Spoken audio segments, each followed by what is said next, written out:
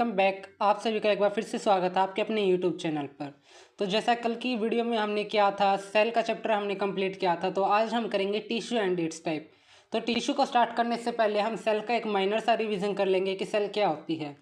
तो cell structure and functional unit of human body होती है और सेल से मिलके ही बहुत से टिश्यू, टिश्यू से ऑर्गन, ऑर्गन से ऑर्गन सिस्टम और ऑर्गन सिस्टम से एक इंडिविजुअल बॉडी तैयार होती है। आज हम पढ़ेंगे टिश्यू। तो टिश्यू क्या होता है? जब बहुत सी सेल एक ही आकार की होती हैं और एक जैसा ही काम करती हैं तो वो मिलकर टिश्यू बनाती है। बॉडी में 4 तरह के टिश्यू पाए जाते हैं: एपिथेलियल टिश्यू और epithelium, connective tissue, muscle tissue, nervous tissue. Epithelial tissue epithelial tissue जो है शरीर की बाहरी सतह है और इंटरनल ऑर्गन्स के सरफेस को ढकता है। और एपिथेलियल टिश्यू अब्जॉर्प्शन है यानी अवशोषण, और सिक्रेशन यानी स्त्राव, और सेंसिंग जैसे कार्य करते हैं। इसका प्रमुख कार्य हमारे शरीर को ढकना है और सुरक्षा देना है। जैसे त्वचा है, अपने माउथ के गाल की अंदरूनी सरफेस है। इनर लाइनिंग ऑफ इंटेस्टाइन, छोटी आंत की अंदरूनी जो सतह है उनको ढकने का काम भी जो है एपिथेलियल करता है। सेल बहुत सी सेल से मिलकर बना होता है। हमारे सरफेस के ट्यूब्स हैं, होलो यानी खाली जगह है, ऑर्गन और कैविटीज मुंह की खाली जगह को पूरी तरह से कवर करने का काम करता है। आगे आता है टाइप्स ऑफ एपिथेलियम। एपिथेलियम के 2 टाइप्स होते हैं, सिंपल एपिथेलियम है और कंपाउंड एपिथेलियम है। सिंपल एपिथेलियम को पढ़ते हैं तो सिंपल एपिथेलियम के अंदर भी इसके 4 सब पार्ट्स होते हैं, जिसके अंदर स्क्वैमस एपिथेलियम फ्लैटेड चपटे आकार की सेल्स की लेयर के बने होते हैं। और यह टिश्यू जो हमारे लंग्स में एल्वियोली, हार्ट, ब्लड वेसल्स और लिम्फेटिक को कवर करते हैं। और सिंपल स्क्वैमस एपिथेलियम का काम होता है फिल्ट्रेशन और एक्सचेंज करवाना। सेकंड पे है क्यूबोइडल एपिथेलियम। क्यूबिकल है तो नाम से पता चल रहा है यह क्यूब यानी बर्फ के टुकड़े के आकार के सेल बने होते हैं और टिश्यू के सेल एक दूसरे के बहुत करीब पाए जाते हैं। जैसे मैंने डायग्राम बना रखा है, ये टिश्यू की सेल हो रही है एक दूसरे के बहुत सारे करीब है। ये टिश्यू कुछ ग्लैंड्स है, किडनी की ट्यूबल्स के अंदर होती हैं। और क्यूबोइडल एपिथेलियम का काम होता है अब्जॉर्प्शन, सिक्रेशन, और जो लाइनिंग ऑफ डक्ट्स होती है वो क्यूबोइडल एपिथेलियम की होती है। 3rd नंबर पे है कोलुमिनार एपिथेलियम। रेक्टेंगुलर शेप की सेल होती हैं। टिश्यू की लेयर के सेल्स को कोलुमिनार सेल्स कहा जाता है और इसके अंदर गोबलेट सेल्स होती है। गोबलेट सेल्स का काम होता है कोलुमिनार सेल्स में म्यूकस सिक्रेशन करना। एपिथेलियम सभी डक्ट्स है, गोल ब्लैडर है, डाइजेस्टिव ट्रैक है, गैनिटो यूरिनरी ट्रैक की अंदर की लाइनिंग्स को कवर करने का काम करते हैं। और कोलुमिनार एपिथेलियम अब्जॉर्प्शन का काम करता है, सिक्रेशन का काम करता है और जो मूवमेंट का काम करता है। फिर आता है सिलिएटेड एपिथेलियम। सिलिएटेड एपिथेलियम के अंदर सबसे पहला वर्ड हमारा आता है सिलिएटेड। सिलिएटेड का मतलब होता है सीलिया। यह हमारी टिश्यू की सेल हैं जो नियर बाय हैं, पास ये भी, और इसके ऊपर हेयर लाइक स्ट्रक्चर्स बने हुए हैं जिन्हें हम सीलिया कहते हैं। एपिथेलियम के सेल्स पर हेयर तरह की स्ट्रक्चर्स होती हैं जिन्हें सीलिया कहा जाता है। यह यूट्रस की ट्यूब और एयरवे पे पाए जाते हैं। सिलिएटेड एपिथेलियम का काम होता है फेफड़ों में धूल और कीटाणु की सफाई करता है, और जो ओवम है उसको यूट्रस में ले जाने के लिए मूवमेंट प्रोवाइड करता है, और जो बाहरी कण होते हैं उनसे अंगों की सुरक्षा करता है। ये तो हमारे आते हैं सिंपल एपिथेलियम के पार्ट। फिर आता है हमारा कंपाउंड एपिथेलियम। कंपाउंड एपिथेलियम के भी 2 पार्ट्स हैं, स्ट्रैटिफाइड स्क्वैमस एपिथेलियम और transitional epithelium. Stratified squamous epithelium यह सेल की बहुत सी लेयर के बने होते हैं और जो ये सेल्स है वो नए और मैच्योर दिखाई देते हैं। भीतर की लेयर सेल्स के आकार कोलुमिनर सेल्स के आकार का होता है। जैसे ही सेल्स सरफेस पर आती है तो ये चपटे आकार के होते हैं और झड़ने लगते हैं। स्ट्रैटिफाइड स्क्वैमस का काम होता है प्रोटेक्शन देना। जैसे हमारे शरीर में कहीं पे भी घर्षण से चोट आ जाती है या फिर कहीं पे भी ड्राइनेस आ जाती है तो वह स्ट्रैटिफाइड स्क्वैमस है जो अपना काम करता है। बाकी जो पुरानी सेल्स हैं वो झड़ने लगती है और जो नई सेल्स होती है वो सरफेस पर आ जाती हैं और पुरानी सेल्स चपटी आकार की होकर झड़ जाती है। फिर आती है हमारी ट्रांजिशनल एपिथेलियम। ट्रांजिशनल एपिथेलियम भी 3 लेयर का बना होता है और इसका जो आकार वो नाशपाती का आकार का होता है, पीयर। यह होता है नाशपाती का आकार। हमारा गोल ब्लैडर भी है जो इसी आकार का होता है। और जो ट्रांजिशनल एपिथेलियम है उसका मेन काम जो है वो होता है हमारा यूरिनरी सिस्टम को बनाना। हमारे यूरिनरी सिस्टम में जितने भी पार्ट्स हैं उनका सबको पार्ट्स बनाने में ट्रांजिशनल एपिथेलियम अपना योगदान देता है। एपिथेलियम यूरिनरी ब्लैडर है, किडनी के पेल्विस है, यूरेटर्स है और यूरेथ्रा के ऊपरी भाग को कवर करने का काम करता है। और हमें पता है कि ये सब मिलकर जो हमारा है यूरिनरी सिस्टम बनाते हैं। ट्रांजिशनल एपिथेलियम का मेन काम होता है हमारे गोल ब्लैडर के अंदर जो यूरिन का जो स्टोरेज होता है वो करवाना होता है, लीकेज को रोकता है और जो हमारा गोल ब्लैडर के अंदर यूरिन भरा होता है उससे उसको संरक्षण देता है गोल ब्लैडर की वॉल्स को, क्योंकि हमारे यूरिन के अंदर बहुत सारे एसिड्स यूरिया वगैरह होते हैं, उनसे संरक्षण देने के लिए ट्रांजिशनल एपिथेलियम होता है। हमारा कनेक्टिव टिश्यू, कनेक्टिव टिश्यू नाम से हमें पता है कनेक्टिव टिश्यू होता है किन्हीं चीज़ को कनेक्ट करने वाला। तो यह टिश्यू हमारी बॉडी का स्ट्रक्चर बनाता है, हमारी बॉडी में पाए जाने वाले अलग अलग स्ट्रक्चर्स को जोड़ने का काम जो करता है वो कनेक्टिव टिश्यू करता है। कनेक्टिव टिश्यू के अंदर भी बहुत सारी सेल्स काम करती हैं। पहले नंबर पे आएगा फिब्रोब्लास्ट। फिब्रोब्लास्ट जो आकार में तो बहुत बड़े होते हैं लेकिन इनकी जो शेप होती है वो कोई फिक्स शेप नहीं होती, इनका कोई निर्धारित आकार नहीं होता। फिब्रोब्लास्ट का मुख्य काम होता है कि हमें कहीं भी हिस्से में चोट लग जाती है, कहीं घर्षण से हमें थोड़ा बहुत नुकसान आ जाता है तो उस जगह पे जो है फिब्रोब्लास्ट एक्टिव हो जाता है, जख्म को जल्दी से ठीक करने का काम करता है। यह सेल कोलाजन और इलास्टिक फाइबर्स को बनाने का काम करता है। फैट सेल, यह सेल्स एडिपोसाइट्स के नाम से भी जाने जाते हैं। इसको एडिपोसाइट्स इसलिए कहते हैं क्योंकि जो फैट सेल्स होते हैं वो एडिपोस टिश्यू में पाए जाते हैं और इन सेल्स का काम फैट स्टोर करने का होता है। आता है मैक्रोफेजिस। मैक्रोफेजिस का भी फिब्रोब्लास्ट की तरह कोई निर्धारित आकार नहीं होता, यह हमारे शरीर को सुरक्षा प्रदान करने का काम करते हैं। हमारे शरीर में कहीं भी बाहर से कोई एंटीजन या संक्रमण आता है तो उसे हमें सुरक्षा करने का काम मैक्रोफेजिस करता है। फिर आता है ल्यूकोसाइट्स। ल्यूकोसाइट्स का दूसरा नाम होता है WBC, वाइट ब्लड सेल्स। यह सेल हमें सुरक्षा प्रदान करता है। हमारे शरीर में इन्फेक्शन होता है तो उसमें ल्यूकोसाइट्स की मात्रा बढ़ जाती है। देखिए, अगर हमारे शरीर में किसी भी तरह का संक्रमण या फिर कोई एंटीजन एंटर कर जाता है और उसमें हमारी WBC एक्टिव हो जाती है उस संक्रमण से लड़ने के लिए, तो हमारे शरीर में जो है ल्यूकोसाइट्स की मात्रा बढ़ जाती है और यह ल्यूकोसाइट जो है इन्फेक्शन को कम करने का काम करता है।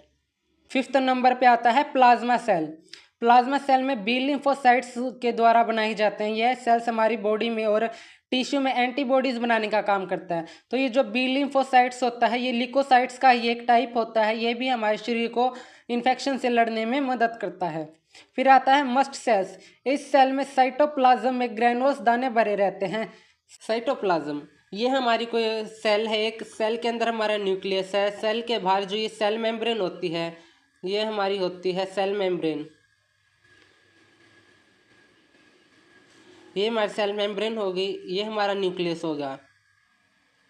तो सेल मेम्ब्रेन और न्यूक्लियस और सेल मेम्ब्रेन के बीच में जो फ्लूइड भरा होता है ना, जेली लाइक सब्सटेंस जो होता है वही हमारा साइटोप्लाज्म होता है। और जो मस्ट सेल होती है वो हमारे शरीर में कहीं भी सूजन आती है, एलर्जी आती है, उसमें अहम भूमिका निभाती है। और ऐसी कंडीशन आने पे जो मस्ट सेल होती है वो हेपरिन, हिस्टामाइन और सेरोटोनिन सिक्रेट करती है। फिर आता है हमारा हेपरिन। हेपरिन का काम जो हमारा शरीर में ब्लड फ्लो हो रहा है उस ब्लड को जमने से जो बचाता है वो हेपरिन बचाता है। फिर आता है हमारा हिस्टामाइन। हिस्टामाइन जो एक प्रकार का केमिकल होता है जो बॉडी में कहीं भी एलर्जी है या इन्फ्लेमेशन है उन जैसी प्रतिक्रियाओं को और सूजन शुरू करने में जो हमारी सहायता करता है। जो हिस्टामाइन होता है वो ब्लड वेसल्स जो हमारी होती है, रक्त वाहिकाएं जो होती है हमारे, उनको एक्सपेंड कर देता है जिससे हमारा जो ब्लड फ्लो है वो बढ़ जाता है और जो प्रभावित एरिया है उस एरिया में सूजन आ जाती है। फिर बारी आता है हमारे types of connective tissue. Connective tissue हमने पढ़ा था कि किसी दो टिश्यूज़ को जोड़ने वाला जो हमारा वो कनेक्टिव टिश्यू होता है। सबसे पहला हमारा कनेक्टिव टिश्यू का टाइप आता है एडिपोज टिश्यू। फिर आता है एरियोलर या loose connective tissue, fibrous tissue, elastic tissue, lymphoid tissue, cartilage, bone, blood, lymph. सबसे पहले बारी आती है एडिपोज टिश्यू की। एडिपोज टिश्यू हमने जस्ट अभी पीछे पढ़ के आए कि जो फैट सेल होती है उसमें एडिपोसाइट्स होता है और एडिपोसाइट्स जो है वो एडिपोज टिश्यू के अंदर पाया जाता है। तो एडिपोज टिश्यू हमारी टिश्यू बॉडी की सभी जगह में पाया जाता है और ये जो हमारे फैट सेल्स होने के कारण ये हमारे फैट को स्टोर करने का काम करता है। अब एडिपोज टिश्यू भी दो भागों में है, वाइट एडिपोज टिश्यू है, ब्राउन एडिपोज टिश्यू है। और जो फैट सेल्स है हमारी आईलिड्स हमारी जो पलक वाली होती है, क्रैनियल कैविटी है, क्रैनियल कैविटी हमारी ब्रेन की जो कैविटी होती है वो हमारी क्रैनियल कैविटी होती है। और जो पेनिस होता है उसके अलावा सबक्यूटेनियस टिश्यू में पाए जाते हैं। सबक्यूटेनियस होती है हमारी स्किन की सबसे अंदर की लेयर को हम सबक्यूटेनियस बोलते हैं। फिर कनेक्टिव टिश्यू का सेकंड पार्ट आता है एरियोलर टिश्यू या फिर loose connective tissue. Areolar tissue हमारी बॉडी है उसमें बहुत ज़्यादा मात्रा में पाया जाता है। ये स्किन और म्यूकस सरफेस के नीचे पाया जाता है और एक शीट बनाता है। यह शीट कुछ organs, muscles, nerves, blood vessels होती हैं उनको एक दूसरे से जोड़ने का काम करती है। फिर आता है हमारा फिब्रस टिश्यू। फिब्रस टिश्यू जो है हमारे शरीर में बहुत कम मात्रा में पाया जाता है। वाइट कोलाजन फाइबर्स के बने होते हैं, इसलिए इनका जो दूसरा नाम होता है उसको हम वाइट फाइबरस टिश्यू भी कहते हैं।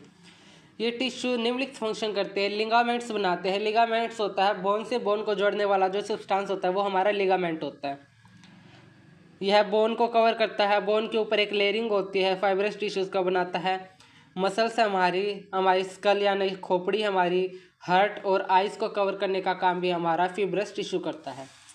फिर आते हैं हमारी लिम्फोइड टिश्यू की बारी। लिम्फोइड टिश्यू जो होता है उसके अंदर एक लिम्फोसाइट्स नामक जो सब्सटेंस पाया जाता है जो प्रतिरक्षा कोशिकाओं से भरपूर होता है और यह लिम्फ नोड्स और लिम्फेटिक सिस्टम के सभी ऑर्गन्स में पाया जाता है। फिर बारी आती है कार्टिलेज की। कार्टिलेज जो टिश्यू होता है वो एक प्रकार का ऐसा टिश्यू है कि जो बोन से तो कम सख्त होता है लेकिन जो हमारे शरीर की जो बाकी टिश्यूज हैं उनसे ज़्यादा सख्त होता है। ये जब बच्चा माँ के गर्भ में होता है ना उस समय जो बच्चे की बोन बनती है वो कार्टिलेज की बनी होती है, लेकिन जैसे जैसे बच्चे में डेवलपमेंट आएगी और बच्चा अडल्ट हो जाएगा ना तो बोन्स का जो आखिरी हिस्सा है उसके अंदर कार्टिलेज पाया जाएगा। अब कार्टिलेज के सेल को कॉन्ड्रोसाइट्स भी कहते हैं। कार्टिलेज में एक पेरिकॉन्ड्रियम नाम की जो है मेम्ब्रेन होती है जो कार्टिलेज को कवर करने का काम करती है। फिर आते हैं हमारे टाइप्स ऑफ कार्टिलेज। कार्टिलेज के टाइप के अंदर पहला आता है हाइलिन कार्टिलेज। हाइलिन कार्टिलेज का कलर ब्लूइश वाइट कलर का होता है। कार्टिलेज में कॉन्ड्रोसाइट्स की मात्रा बहुत कम होती है। कॉन्ड्रोसाइट्स का संबंध भी कार्टिलेज से होता है, ये कार्टिलेज का एक हिस्सा होता है। ये कोलाजन फाइबर का बना होता है। जो हमारी लॉन्ग बोन्स जो हमारे शरीर के हिस्सों में उनका जो आखिरी भाग होता है उसके अंदर जो हमारा हाइलिन कार्टिलेज पाया जाता है। यह हमारी नोज, लैरिक्स हमारे जो गले के अंदर होता है, लैरिंग्स, ट्रैकिया और ब्रोंचियल ट्यूब्स की ओपनिंग को कवर करने का काम करता है। Second part white fibro cartilage. यह बहुत सी कोलाजन फाइबर का बना होता है और इन कोलाजन पर पेरिकॉन्ड्रियम नहीं होती। पेरिकॉन्ड्रियम हमने देखी थी, एक पेरिकॉन्ड्रियम एक मेम्ब्रेन है जो हमारा कार्टिलेज जो उसको कवर करने का काम करती है। वो पेरिकॉन्ड्रियम मेम्ब्रेन जो है वाइट फिब्रो कार्टिलेज के अंदर नहीं पाई जाती। और जो कार्टिलेज के सेल होते हैं वो कतारों में पाए जाते हैं। यह vertebral column, knee joint, hip और शोल्डर जॉइंट्स में पाए जाते हैं। फिर थर्ड पार्ट हमारा आता है इलास्टिक कार्टिलेज का। इलास्टिक कार्टिलेज हमारा कलर में येलो होता है और ये इलास्टिक फाइबर का बना होता है, इसलिए इसे येलो इलास्टिक कार्टिलेज भी कहते हैं। कॉन्ड्रोसाइट्स फाइबर के बीच में पाए जाते हैं। फिर बारी आता है हमारी इलास्टिक कार्टिलेज की। तो इलास्टिक हमें पता है कि इलास्टिक लचीले पदार्थ का बना होता है, वो उसे हम इलास्टिक कहते हैं। तो इलास्टिक कार्टिलेज होता है वो येलो कलर का होता है, येलो इलास्टिक फाइबर्स का बना होता है, इसलिए हम इसे येलो इलास्टिक कार्टिलेज भी कहते हैं। और कॉन्ड्रोसाइट्स फाइबर्स के बीच में पाया जाता है। पीना एपोग्लोटिस ट्यूब्स को कवर करने का काम करता है। और जो कार्टिलेज है इलास्टिसिटी प्रदान करता है, यानी जो हमारा कार्टिलेज है उसके अंदर लचीलापन प्रदान करने का काम जो हमारा इलास्टिक कार्टिलेज करता है। बारी आती है हमारी बोन की। बोन हमारी बॉडी का सख्त कनेक्टिव टिश्यू होता है। सेल को ओस्टियोसाइट्स कहते हैं। बोन जो होती है उसके अंदर water, collagen fibre, cells, calcium और फॉस्फेट का बना होता है जो कि बोन्स को मजबूती प्रदान करने का काम करता है। बोन दो प्रकार की होती है, कॉम्पैक्ट बोन होती है, कैंसिलस बोन होती है। कॉम्पैक्ट बोन जो होती है वो कॉम्पैक्ट बोन टिश्यू की बनी होती है और बहुत ही हार्ड होती है ये बोन। और जो लॉन्ग बोन्स होती है हमारी बॉडी की उनकी जो शाफ्ट होती है, ये उनका जो शाफ्ट का हिस्सा दिखाया गया ऊपर का हिस्सा है, इन सभी पार्ट्स पर जो कॉम्पैक्ट बोन टिश्यू वो लगा होता है उसकी एक पतली सी लेयरिंग की तरह जो काम करने का काम करता है इन पर होता है कॉम्पैक्ट बोन टिश्यू। फिर आता है कैंसिलस बोन। यह कैंसिलस बोन टिश्यू की बनी होती है। यह कैंसिलस टिश्यू फ्लैट होता है, शॉर्ट होता है और जो लॉन्ग बोन्स होती है उनके अंदर हमारा पाया जाता है। फिर आता है हमारा नर्वस टिश्यू। हमारा जो नर्वस टिश्यू है वो नर्वस सिस्टम यानी हमारे ब्रेन से रिलेटेड होता है। तो नर्वस टिश्यू का काम होता है हमारे शरीर में जो इन्फॉर्मेशन होती है उसको एक स्थान से दूसरे स्थान तक पहुँचाने का जो काम करता है वो नर्वस टिश्यू करता है। नर्वस टिश्यू दो स्ट्रक्चर से मिलकर बना होता है। पहला आता है हमारा न्यूरॉन्स और न्यूरोगेलिया आता है। न्यूरॉन्स न्यूरॉन्स जो हमारा नर्वस सिस्टम उसकी जो फंक्शनल इकाई है वो हमारी न्यूरॉन्स होती है, और जो हमारे शरीर से ब्रेन के पास जितने भी मैसेज ट्रांसफ़र करने का काम करता है हमारा, वो न्यूरॉन ही करता है। न्यूरॉन ही इंफॉर्मेशन को ग्रहण कर और एक स्थान से दूसरे स्थान तक पहुंचाता है। फिर आता है न्यूरोगेलिया। हमने पढ़ा न्यूरॉन्स जो हमारी बॉडी के अंदर एक स्थान से दूसरे स्थान पर इंफॉर्मेशन को पहुंचाने का काम करता है, लेकिन इसका अपोजिट न्यूरोगेलिया है। न्यूरोगेलिया कोई इंफॉर्मेशन पहुंचाने का काम नहीं करता। न्यूरोगेलिया का काम होता है जो हमारे न्यूरॉन्स हैं उनको प्रोटेक्शन देगी, उनको पोषण देगी, और जो उनको है सहारा प्रदान जो करेगी हमारा न्यूरोगेलिया प्रदान करेगी।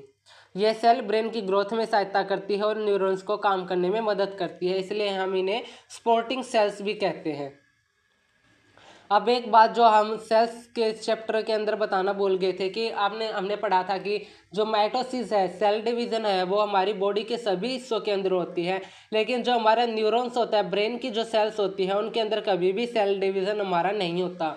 इसलिए हम कभी भी ड्राइविंग करते हैं तो हमें हेलमेट जरूर पहनना चाहिए। अगर हमारे ब्रेन में कहीं भी चोट लग जाती है ना, तो हमारा ब्रेन उसको रिकवरी नहीं कर सकता। हमारे ब्रेन के अंदर जो सेल्स है वो फिक्स होती हैं, उनके अंदर कोई भी डिवीज़न नहीं होगा। डिवीज़न नहीं होने की वजह से वो जो है रिकवरी नहीं कर पाता।